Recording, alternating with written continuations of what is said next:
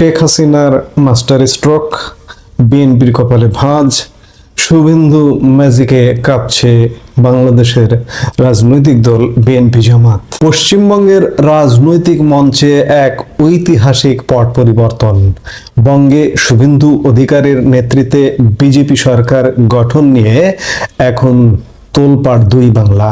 এই জয় কেবল কলকাতার মসনদ দখল নয়, বরং ঢাকা দিল্লি সম্পর্কেও এক নতুন সমীকরণ তৈরি করছে। আজকের এই বিশেষ আলাপে আমরা দেখব এই পালাবদল নিয়ে কি বলছেন শেখ হাসিনা, কি ভাবছে বিএনপি। শেষ পর্যন্ত আমাদের সাথেই থাকুন।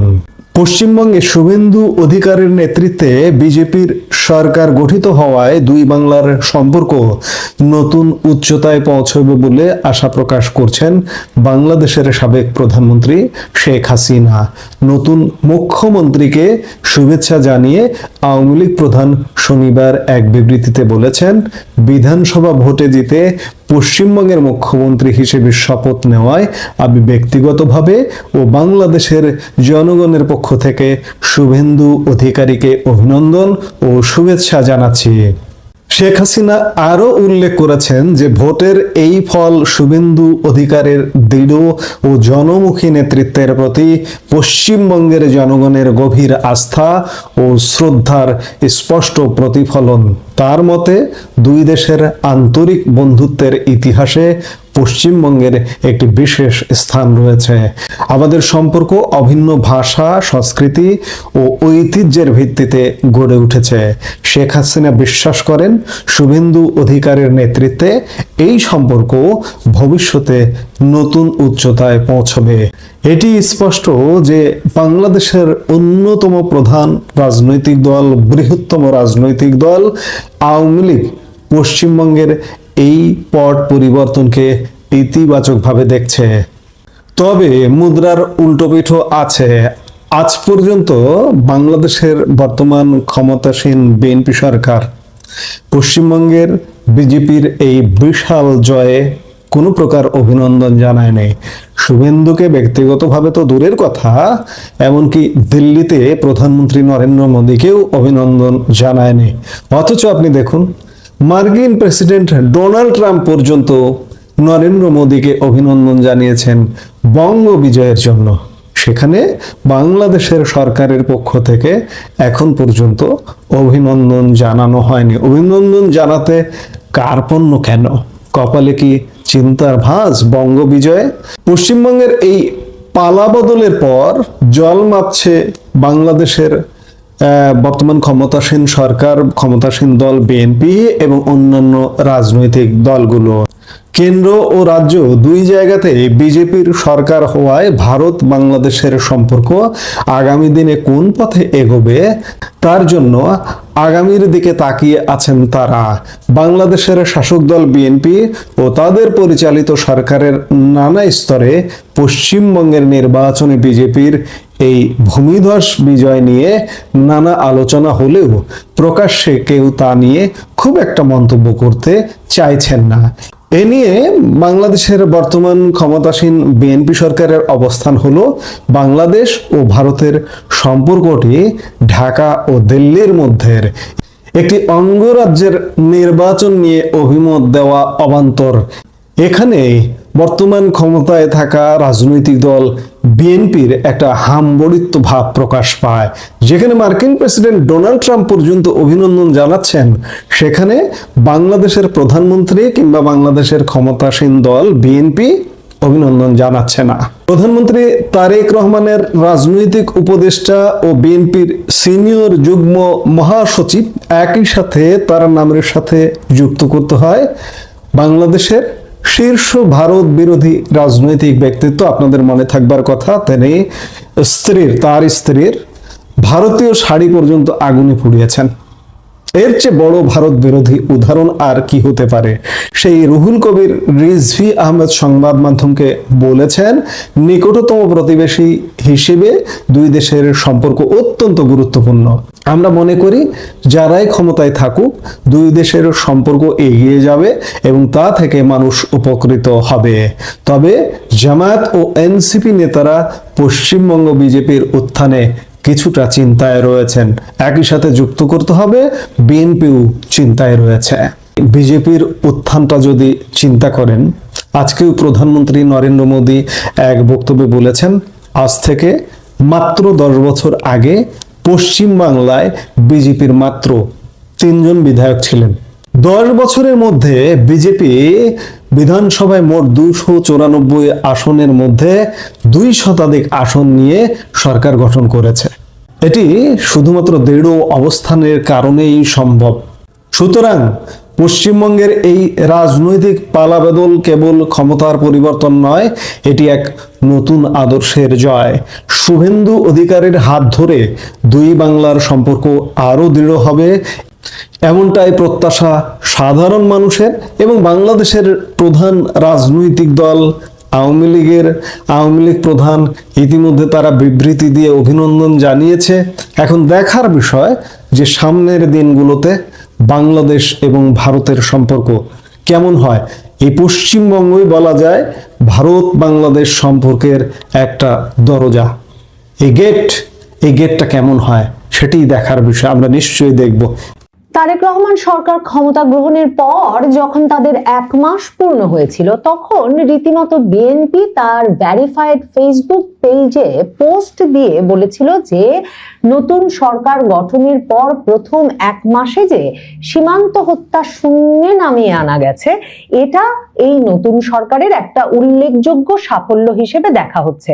এবং বিএনপি তখন তাদের সেই ফেসবুক পোস্টে দাবি করেছিল যে গত 17 ফেব্রুয়ারি দায়িত্ব গ্রহণের পর 1 মাস পূর্ণ করেছে যে নতুন সরকার, এই 1 মাসের খতিয়ানের সবচেয়ে স্বস্তির জায়গা হয়ে দাঁড়িয়েছে বাংলাদেশ ভারত সীমান্ত।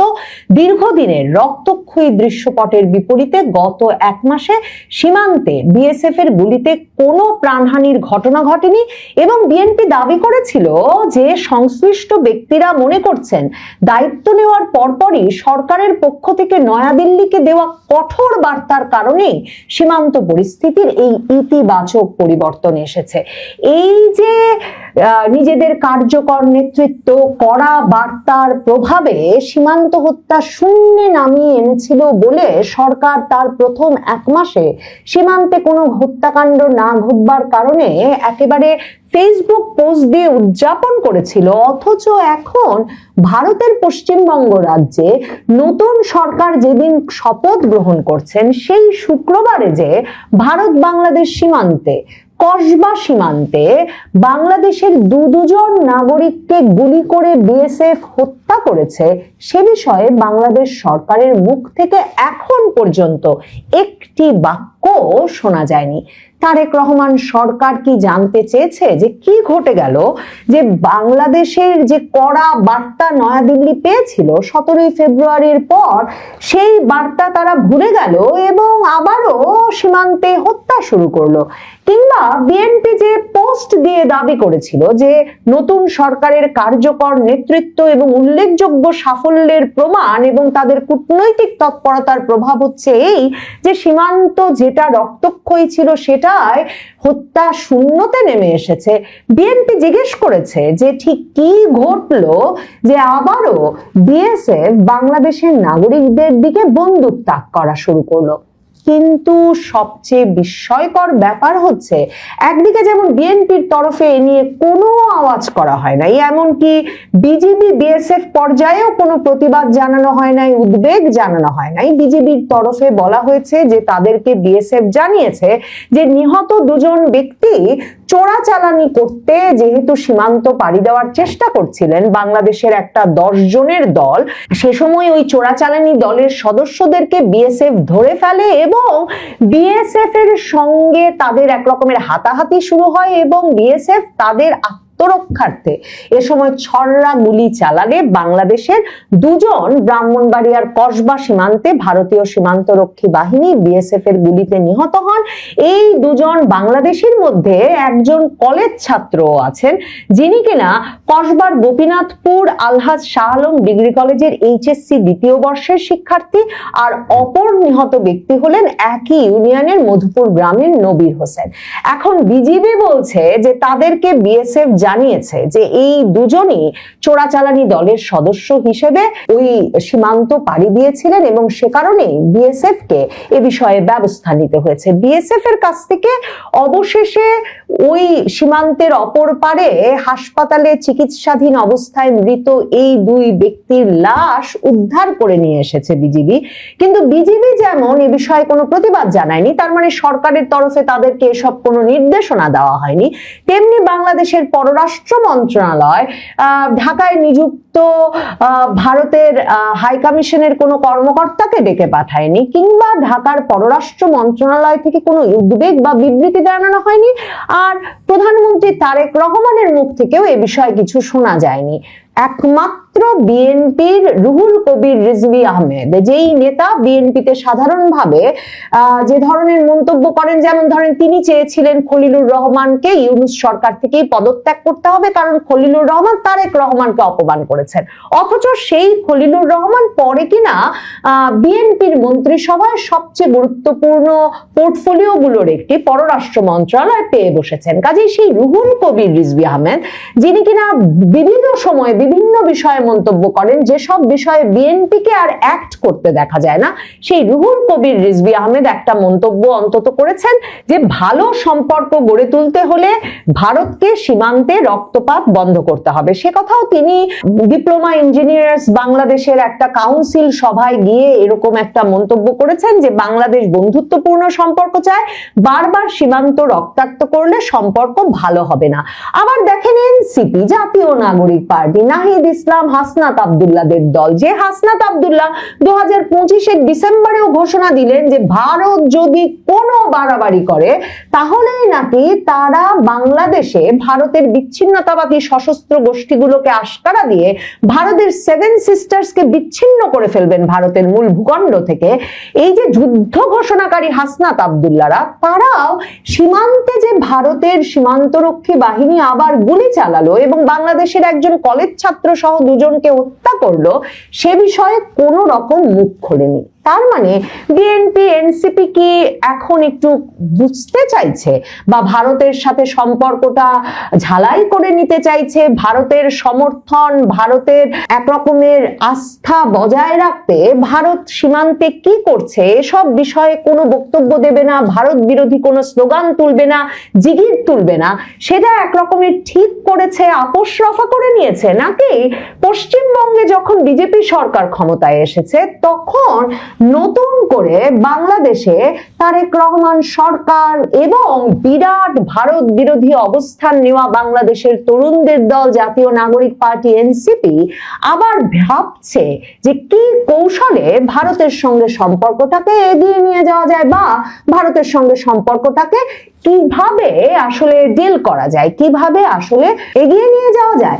মানে বলা মুশকিল যে ঠিক কি কারণে এই রকম একটা নীরবতা দেখাচ্ছে বিএনপি এনসিপির মতো দলগুলো, বিশেষভাবে যখন ভারতের পশ্চিমবঙ্গ রাজ্যে মানে বাংলাদেশের সঙ্গে ভারতের 4000 কিলোমিটারের বেশি, প্রায় 4100 কিলোমিটারের মতো সীমান্ত আছে, স্থল সীমান্ত, এবং তার 2000 কিলোমিটারের বেশি আছে এই পশ্চিমবঙ্গ রাজ্যের সঙ্গে। এখন পশ্চিমবঙ্গ রাজ্যে যখন কোন রকম আর অনুপ্রবেশ ঘটতে দেওয়া হবে না, সারা সীমান্ত জুড়ে কাঁটাতার বসানো হবে যথাশীঘ্র এসব ঘোষণা দিয়ে এবং বাংলাদেশিদেরকে একেবারে যত শিগগির সম্ভব অবৈধ বাংলাদেশি অনুপ্রবেশকারীদের বাংলাদেশে ফেরত পাঠানো হবে এবং যার মাধ্যমে তারা সরাসরি একরকম পুশিনের মাধ্যমে ফেরত দেওয়ার ইঙ্গিত দিয়ে এসেছেন, সেই বিজেপি সরকার ক্ষমতায় এসেছেন তখন তো বাংলাদেশের আরো বেশি স্পষ্ট করা দরকার ছিল যে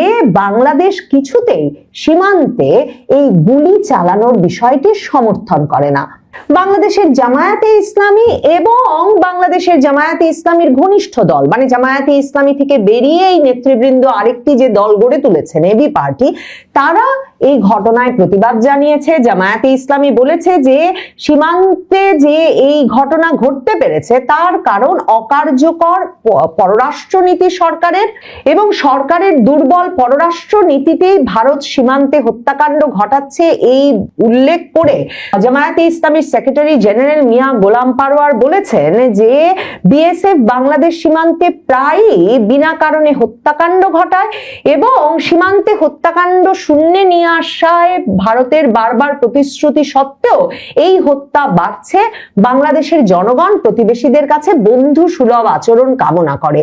এবি পার্টি বলেছে যে সীমান্তে এই যে হত্যাকাণ্ড বাড়ছে তার কারণ কার্যকর কোনো কূটনৈতিক পদক্ষেপ নেই, এবং তারা বলেছেন বাংলাদেশ সরকার কার্যকর কূটনৈতিক ও রাজনৈতিক পদক্ষেপ নিতে ব্যর্থ হওয়ার ফলেই সীমান্তে বাংলাদেশের জীবন চরম ঝুঁকির মধ্যে পড়েছে। এবি পার্টি স্বীকার করেছে যে চোরাচালানি, মাদক কারবারি এগুলো একটা সমস্যা এবং সেসব ঘটনা সীমান্তে হত্যাকাণ্ড বাড়ায়।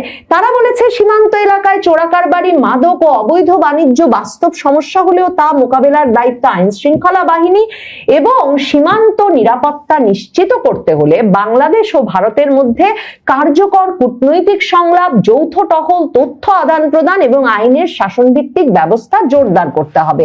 মানে এটাও খুব বিস্ময়কর বটে যে এবি পার্টির মতো, মানে ব্যারিস্টার ফুয়াদদের দল, এই যে জামায়াতে ইসলামীর ঘনিষ্ঠ এই দলটি যে এমন একটি কথা বলল, মানে রাজনৈতিক কূটনৈতিক সম্পর্ক ছাড়া এবং দুদেশের মধ্যে তথ্য আদান প্রদান, গোয়েন্দা তথ্যের আদান প্রদান, যৌথ টহল এসব ছাড়া কিছুতেই সীমান্তে মাদক চোরাচালান কিংবা চোরা কারবারি, অবৈধ বাণিজ্য বন্ধ করা সম্ভব না এবং সীমান্তকে নিরাপদ করে তোলা সম্ভব না। মনে রাখতে হবে এই দলগুলোর ক্রমাগত ভারত বিরোধিতার মুখেই কিন্তু ইউনূস সরকারের আমলে এসে বাংলাদেশ ভারত সম্পর্কটা একেবারে তলানিতে গিয়ে থাকে, এবং এমনই তলানিতে গিয়ে থাকে যে সত্যিকার অর্থে সীমান্তে ভারত যে 2025-এর এপ্রিল মে মাস থেকে হাজার হাজার মানুষকে পুশিন করে ঠেলে দেওয়া শুরু করেছে, তখন থেকে এখন পর্যন্ত বাংলাদেশ এই বিষয়টি নিয়ে আলোচনার জন্যও কোনো চ্যানেল খুলতে পারেনি ভারতের সঙ্গে।